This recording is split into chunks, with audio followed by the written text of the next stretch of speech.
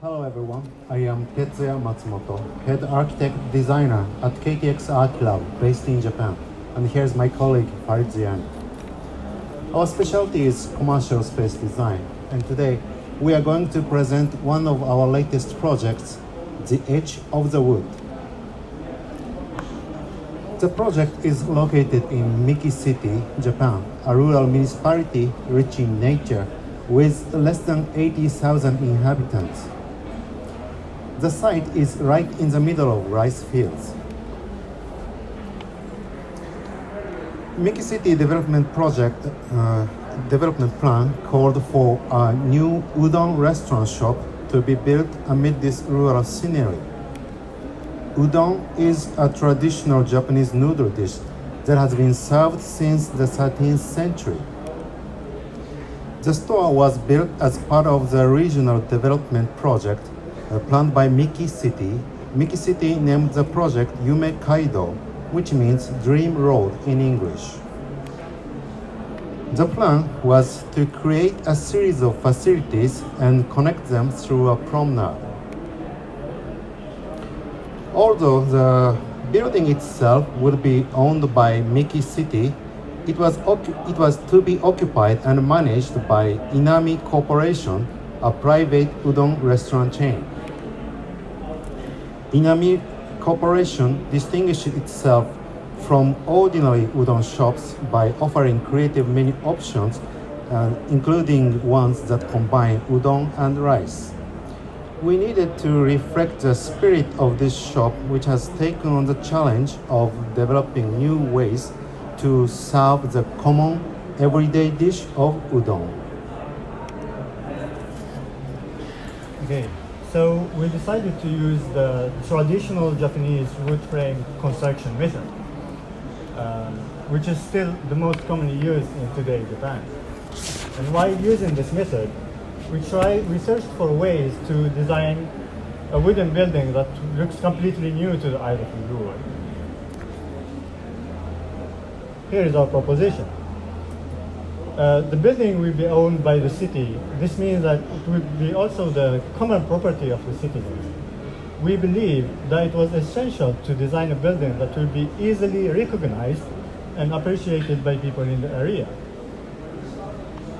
To ensure that, we simplified the contour lines expressing the shape of the building and tried to make this building an icon.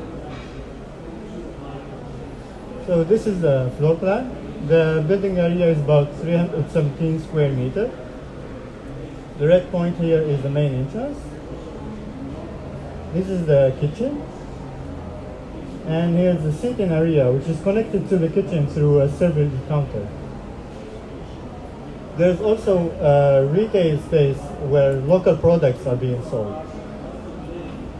It is also additionally served by a secondary entrance. And we have a 2-meter wide deck connecting the two entrances into the south and west side of the building. The ceiling in this area highlighted in orange is sloped. The blue line here illustrates the glass facade facing on the deck.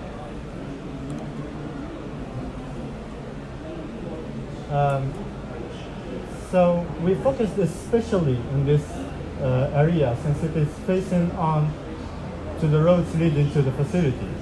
All lines in this area needed to be simplified. So how did we proceed?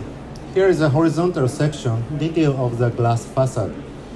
The glass is held in place between the structure's wooden pillars and planks made of the same wood.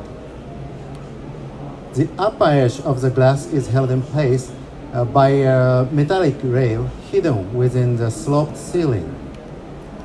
The bottom edge of the glass is held in place by a similar rail installed below the floor level.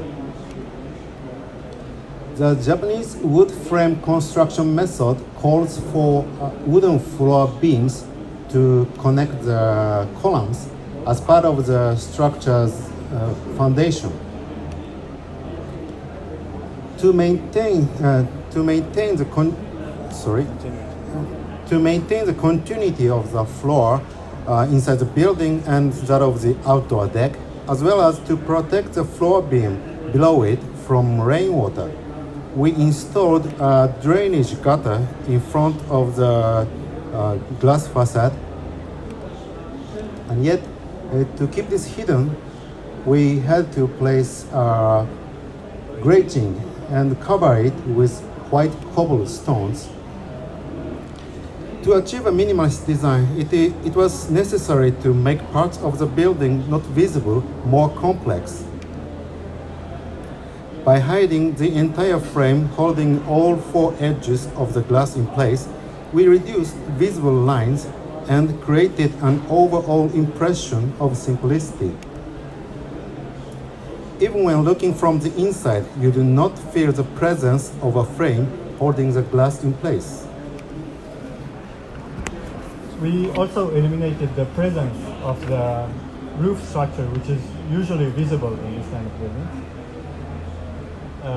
So we started by taking a cross section of a conventional Japanese roof and ceiling structure, and then rotated it using the beam as the axis. So we created a sloped ceiling and conversely made the roof line nearly level. We kept only about 3% inclination. Rotating the lines allowed us to make enough space to accommodate the structure and facilities. To make the roof appear as light as possible, we applied a thin aluminum sheet directly to the very edge of the wooden structures. To maintain this sharp look, we couldn't install a rain gutter. However, without one, rain falling off from the roof would bounce off of the ground, damaging the wooden structure. To prevent this from happening, we elevated the deck to a height of about 80 centimeters off the ground. The result is a roof that looks light, as if a sheet of paper resting on thin wooden pillars. We also connected the edges of the vertical edges of the sharp walls on the deck to the eaves. So both the eaves and the edges of the walls are expressed by a single line. To the right, you can see the entrance. This is the interior as seen from the entrance. And here's the view at night from the same angle. The shelves lined up in the back belong to the retail space where items such as local specialty goods are sold. This is a panoramic shot of the interior from the southwest corner. As you may know, Japan is very prone to earthquakes. The horizontal strength of the building is maintained by positioning all of the load-bearing walls behind the line of the indirect lighting. Making this area, blue area, as strong as possible enabled us not put any walls or braces in the area in front of the glass facade and ensure a pleasantly open space. Finally, by thoroughly simplifying the contour, an icon that leaves the viewer with a lasting impression was born. This building alone helped initiate in Miki City's plan in an area where there was nothing but trees. Thank you very much.